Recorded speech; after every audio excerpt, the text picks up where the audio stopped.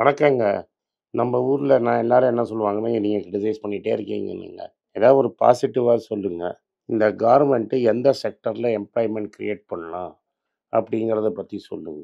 ரொம்ப இன்வெஸ்ட்மென்ட்லாம் எங்களால பண்ண முடியாது. ஏதாவது கார்மெண்ட் ஹெல்ப் பண்ற மாரி சொல்லுங்க. இப்போ நான் வந்து இப்போ கிறிஸ்மஸ் சீசனு இந்த இதுல வந்து எல்லாரும் ஊருக்கு போவாங்க. லீவுக்கு போயிட்டு வந்தாங்க. அதே சமயத்துல ஏப்ரல், மேலயும் லீவுக்கு போவாங்க. நான் பார்க்குற வரைக்கும் என்னடான்னா, எவன கேட்டாலும் நான் துபாய்க்கு போறேங்கிறான், சிங்கப்பூர் போறேங்கிறான், ஹாங்காங் போறேங்கிறான், மக்காவுக்கு போறேங்கிறான். என்னடா இந்தியாவெல்லாம் நீ எல்லாம் சுத்தி பார்த்துட்டியாடா? ஸ்ரீலங்காவுக்கு போறேங்கிறான். ஏன்டாப்பா நீ ஏன்டா துபாய்க்கு போறேன்னு ஒருத்தன கேட்டேன்.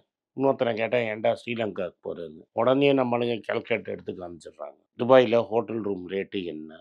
எந்தெந்த ரூம்ல எந்தெந்த ரேட்டு கிடைக்குது? நான் பயந்தே போயிட்டேன். திருச்சியோட துபாயில சீப்பா இருக்கு ஹோட்டல். அது குவாலிட்டி ஆஃப் ஹோட்டல் இருக்குது. பெஸ்ட்டு ஹோட்டல் போட்டால் கூட மெட்ராஸோட சீப்பாக அதே குவாலிட்டி ஹோட்டல் மெட்ராஸோட சீப்பாக இருக்குது. அதுக்கப்புறம் அதில் டேக்ஸ் எல்லாம் கிடையாது. இங்கே அதுக்கு ஒன்று ஜிஎஸ்டி போட்டுருவாங்க. அந்த ஜிஎஸ்டி கிடையாது. நீங்கள் வந்து இந்த அங்கே இருக்கிற டாக்ஸி அதெல்லாம் பார்த்தீங்கன்னா ஹையர் பண்ணி ஊரை சுற்றி பார்க்கணுன்னா அங்கே இருக்கிற டாக்ஸி அந்த ஊரில் 23 மல்டிப்ளை பண்ணாலும் டாக்ஸி சீப்பர் தென் நம்ம ஊரில். சரி அது அந்த சைடு போயிடுச்சு. துபாய் நீங்கள் ரொம்ப சொல்கிறீங்கன்னா அட்லீஸ்ட் ஷாப்பிங்கும் பண்ணுறதுக்கு இடம் இருக்குங்கிறான். சரி வெறும் ஷாப்பிங் தான்டா இருக்குன்னா, அங்கே என்டர்டெயின்மெண்ட்டுக்கு ஒரு லிஸ்ட்டே குடுக்குறான்.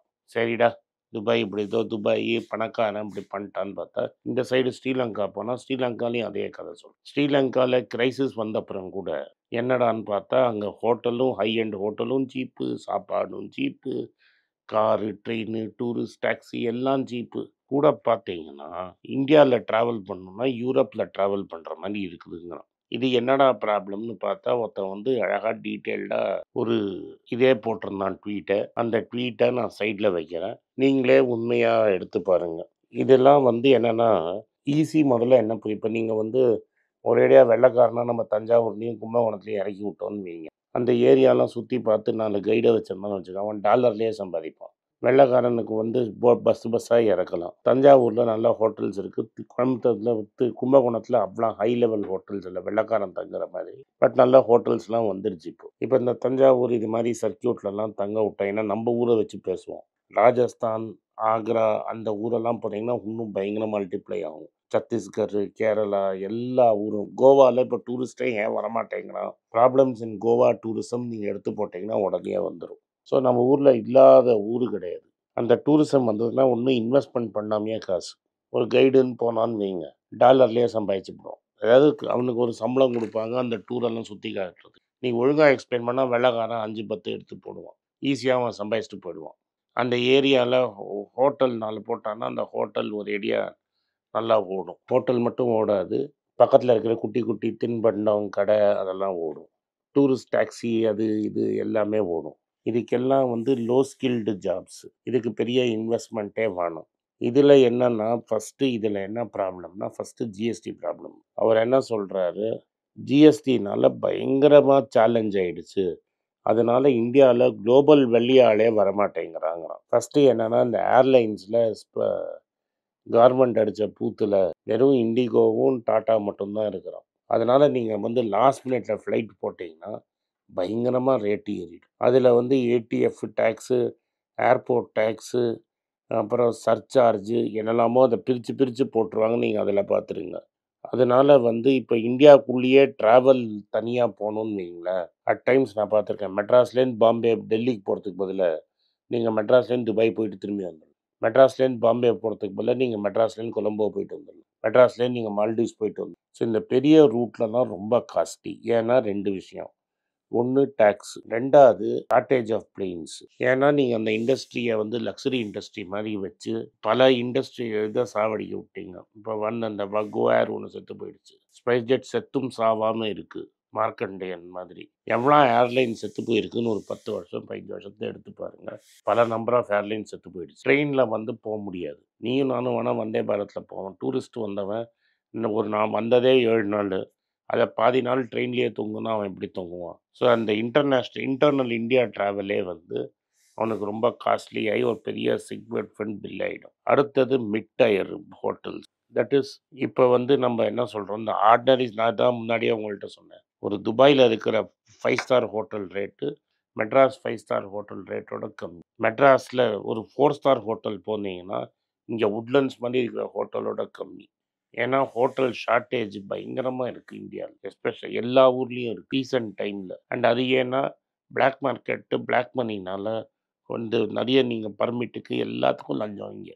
அப்போ வந்து நீங்கள் அந்த ஹோட்டல் காஸ்ட்டே வந்து காஸ்ட் ஆஃப் பில்டிங் அ ஹோட்டலே பயங்கர காஸ்ட்லி ஆகிடும். ஸோ நீங்கள் அவ்வளோ காசு இருந்தால் தான் ஒரு ஹோட்டலே நீங்கள் கட்ட முடியும். அந்த ஹோட்டலில் வந்து அவன் ஆக்குபை பண்ணணும்னா ரொம்ப காஸ்ட்லி ஆகிடும். நீங்கள் தாய்லாந்து நீங்களே போய் பாருங்கள். தாய்லாந்து, வியட்நாம், துபாய், மால்டீவ்ஸு இல்லாட்டா கொலம்போ இது மாதிரி இருக்கிற ஹோட்டலில் கம்பேரிட்டிவ் ஹோட்டல் இந்தியாவில் போட்டு பாருங்கள். Same same. இப்போ நான் சொல்ல வேண்டாம்.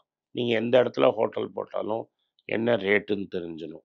இப்போ ஒருத்தர் வந்து இதுக்கு வரணும்னு வைங்க. திருச்சியில் A380 மாதிரி பிளெயின்லாம் இறங்காது. குட்டி பிளெயின் தான் இறங்கும். ஸோ பெரிய பிளெயின் இறங்கணும்னா மெட்ராஸ்லேருந்து வந்து மெட்ராஸ்லேருந்து அவன் திருச்சி போய் திருச்சியிலேருந்து தஞ்சாவூருக்கு போகணும். அதுலேயே அவனுக்கு டைம் வேணும். அப்புறம் தஞ்சாவூர்லேருந்து கும்பகோணம் போகணுன்னா 1 மணி நேரம் ஆகும். ஏன்னா ரோடு வைண்டிங்காக போயிட்டே இருக்கும். இதெல்லாம் ஏன் உங்களுக்கு சொல்கிறேன்னா இந்தியாவில் உங்களுக்கு புரியணுங்கிறதுக்காக சொல்கிறேன். இன்ஃப்ராஸ்ட்ரக்சர் மோசமாக இருக்குது. அதுக்கப்புறம் போகிற வழியில் அவனால் பாத்ரூம் போக முடியாது. இப்போ நீங்கள் வந்து ஒரு வெள்ளைக்காரனை கூப்பிட்டு போனீங்கன்னா இந்த பெரிய கோயிலுக்கு கூப்பிட்டு போனாலே நல்லா இருக்கும். ஆனால் அங்கே அவன் க்ளீன் பாத்ரூம் போகணுன்னா அங்கே போகவே முடியாது. ஏன்னா அந்த பப்ளிக் இன்ஃப்ராஸ்ட்ரக்சர் மெயின்டைனே பண்ண. இப்போ வேலூர் ஃபோர்ட்டுக்கு போனீங்கன்னா குப்பை மாதிரி இருக்கும். அங்கெல்லாம் நீங்கள் ஒன்றுமே பண்ண முடியாது. அது பேசிக்காக வந்து குப்பை மாதிரி இருக்கும். இன்ஃப்ராஸ்ட்ரக்சரும் ரொம்ப மோசமாக இருக்கும். ஹைஜீன், கிளீன்லினஸ்ஸு அங்கங்கே குப்பை, அழுக்கு. ஏன்னா ஒரு வாட்டி வேலூர் ஃபோட்டோ எடுத்து போடுறேன். அதுக்கப்புறமா வந்து டிரான்ஸ்போர்ட்டில் வந்து பயங்கர அன்ரெகுலேஷன். ஆட்டோக்காரன் சண்டை போடுவான். இப்போ நல்ல காலம் ஊபரு, ரேப்பிடோலாம் மெயின் ஊர்லலாம் வந்துருச்சு.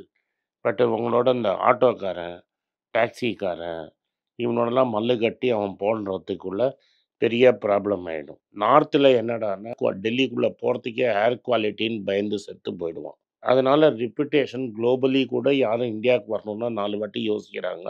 பேசஞ்சர் வந்து உள்ளே வரணும்னா டொமஸ்டிக் டூரிஸ்ட்டே நான் உங்களுக்கு சொன்ன மாதிரி வெளியூரில் போய் இருக்கேங்கிறானே தவிர இந்தியாவுக்கு வர மாட்டேங்கிறான். இதோட என்னென்னா டூரிஸ்ட்டு வந்து இந்த மானுமெண்ட்டுக்குள்ளே போனோன்னா அவனுக்கு டாலரில் அடிஷ்னல் ஃபீஸ். அதுக்கப்புறமா வந்து ஏதாவது இந்தியாவுக்கு ஒரு ரேட்டு, அமெரிக்கன் சிட்டிசனுக்கு ஒரு ரேட்டு, இந்தியன் சிட்டிசனுக்கு ஒரு ரேட்டு, அமெரிக்கன் ஒரு இன்ட்ரெஸ்ட் ரேட்டு. இப்போ என்ன ஆயிடுச்சு?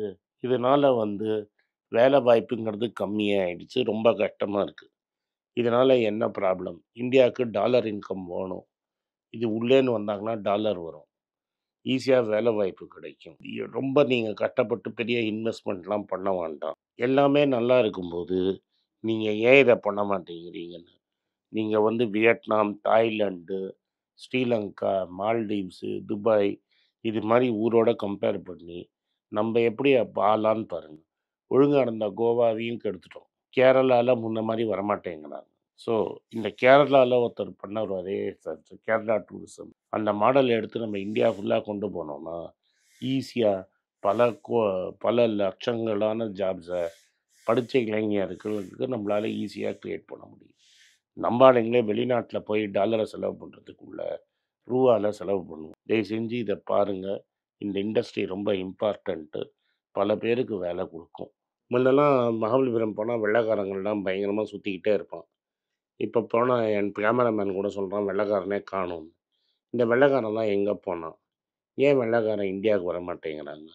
இதனால ஜாப் ஆப்பர்ச்சுனிட்டிஸ் எப்படி இந்தியாவில் எஃபெக்ட் ஆகுது? எல்லாத்தையும் கொஞ்சம் பார்ப்போம் வாங்க. நன்றி, வணக்கம்.